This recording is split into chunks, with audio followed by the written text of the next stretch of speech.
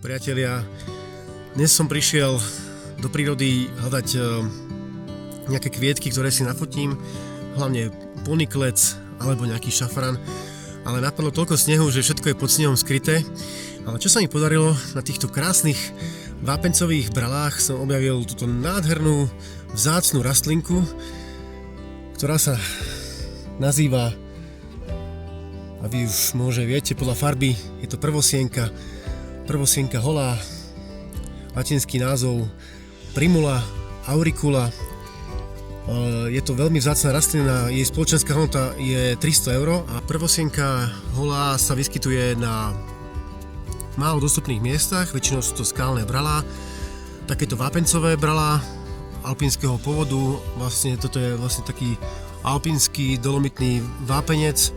Patrí medzi tie prvé jarné kvety, ktoré kvitnú. Prvosienka kvitne od apríla do júna, čiže veľmi skoro vykvitla. Čo je zaujímavé, rastlinka dokáže odolať až 30 stupňovým mrazom.